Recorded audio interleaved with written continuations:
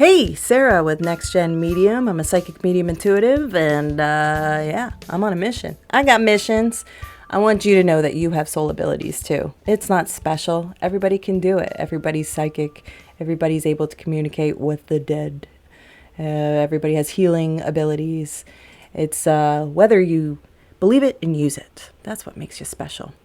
And we are going to Reddit with my Reddit Answers vlog series that I've been doing.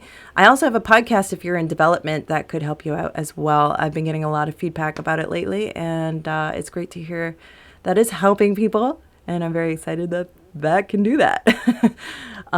Just speaking my truths, yo. That's what it's all about. Okay. We are going to Reddit. We're going to the Mediums subreddit. Something that was posted by AnnanoPeachtea. The title is Schools to Become Professional. How did you become professional? And here's what the post is. I'd like to become a professional medium, but feel like there are ways to communicate with loved ones sitting in front of you. Not sure what that's supposed to mean. There is the potential for a lot of emotions to be flying around the room. Does anyone have recommendations on a school? England has good ones, I hear. Anyone want to tell how you became professional? Thank you for your time, TH. So here's the great thing and the not great thing about anything to do with soul abilities and becoming professional. What is professional with the soul abilities? You don't have to become a person that gets paid with money. Because when I think professional, that's what I think of, is someone who's paid to do it for a living. I know a lot of people, it's just a hobby. It's what they do on the side. They can't really make a living at it. And then there's best-selling authors who are mediums and psychics, and I guess they're considered professionals. But it all starts with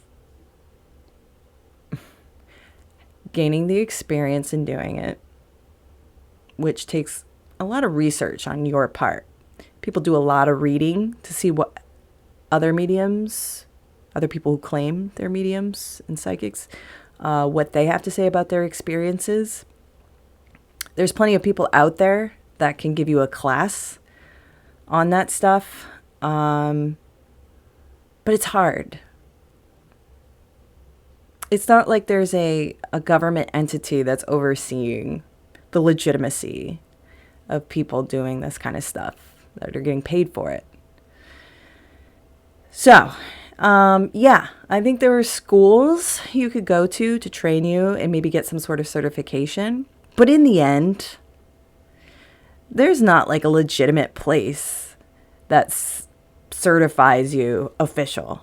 Like, there isn't. And I think this is sort of where the industry is at this point, is should there be like an official school to go to for this kind of stuff, or a certain place to go to? I'm sure if I was more in the inner circles of mediumship training, certification, schools, because I'm not. In fact, I'm anti-institutional right up front.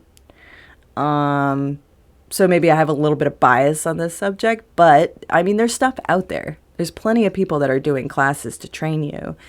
But the question is how legitimate are these people that are out there and wanting to train you? I could train people on how to do mediumship, how to get in touch with your soul abilities. In fact, I offer development sessions, and I'm going to be expanding upon that pretty soon. But how can you trust anybody that says, oh, I can do it? Because it's not like, you know, there's somebody in the government inspecting, like at a tattoo shop. There's someone going around inspecting the tattoo shop, make sure it's safe, you know. So really what it comes down to is you playing with this yourself. And also having some autonomy in deciding who to trust. So you really got to do some research. You really got to look out for people. I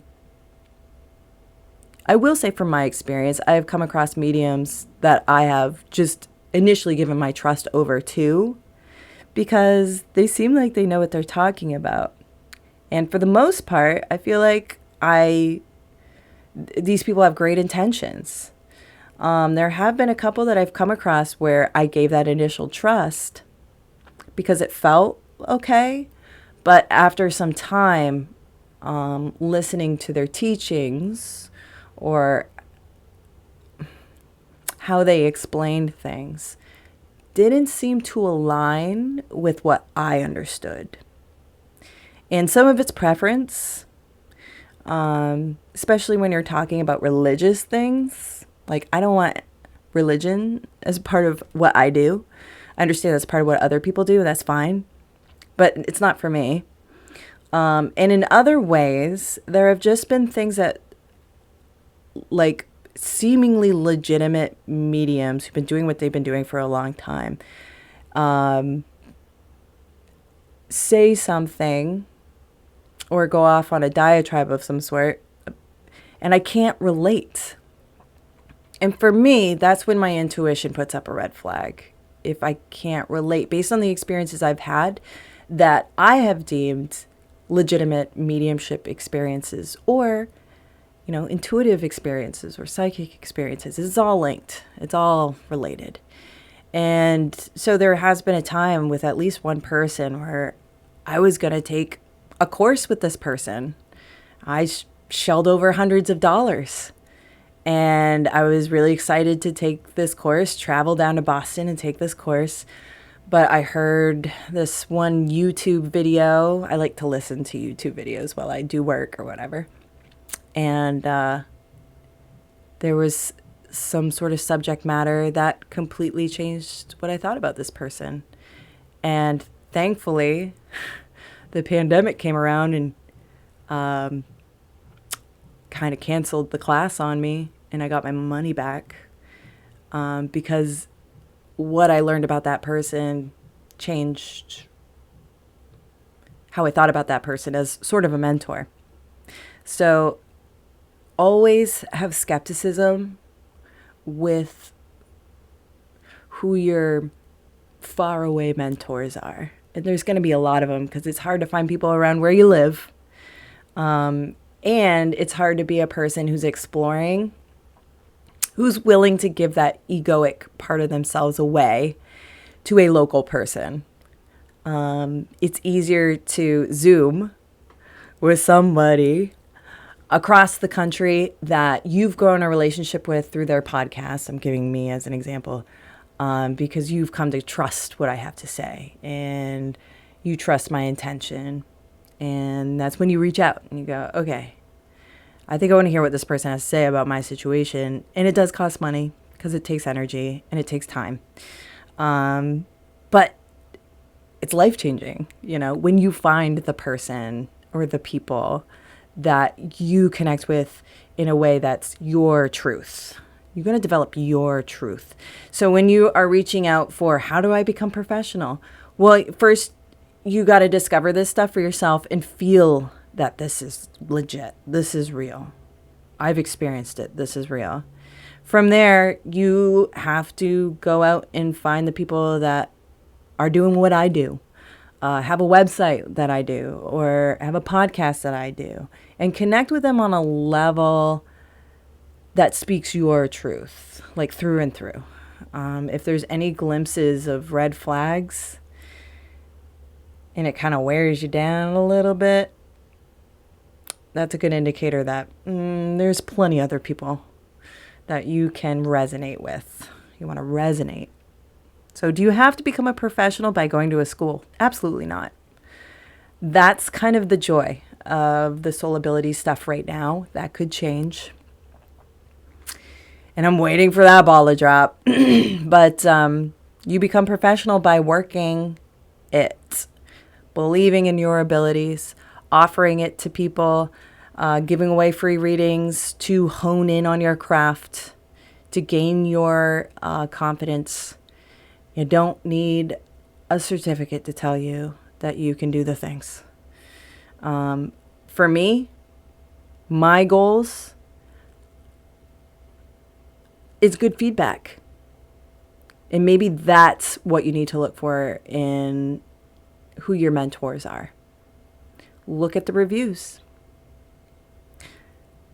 You know, people can be paid to have good reviews, but use that intuition. That's going to help guide you through no matter what you do. So that's my tip. Do the things. Get some practice. Show yourself that this is for real. And when you can show that to yourself, other people will be right there with you because they'll feel it too. And find those people that resonate with you that are just a few steps ahead of you. That's my advice. That's how I've always gone about doing what I do. I consider myself a professional because I sell, like I offer my time in exchange. And sometimes it's dollars. Sometimes it's investment energy. And that's something I want to offer in the future, actually, is exchanging of energies as opposed to all being monetary. So that's my advice for you, peach tea, AnnanoPeachtea. I hope that helps you out. It really doesn't, because you seem pretty set on having to go to a school to do it. But the fact of the matter is the school of life is what's going to pull you through those street smarts. That's EQ, doing your research and finding the things. It's all there for you already. You don't have to pay a dime. I didn't. Actually, I did. I paid $60. I paid $60 to take an introduction to mediumship course that within an hour opened up my whole world in a way that I've never experienced before. And then I started getting really into it because I wanted to know the truth. All right, so there you go. That's my advice. If you have any questions, shoot me a message on Reddit, or you can shoot me an email, nextgenmedium@gmail.com. Go to my website, nextgenmedium.com. Check out my podcast. That could help you with your developments. Wherever you listen to podcasts, it's available, NextGen Medium podcast. And I hope that helped you out. Give me a thumbs up if this helped you. Shoot me a comment. And check out more videos that could answer your questions with the Reddit answer stuff that I'm doing on my blog. All right. I hope you're staying safe and warm or cool.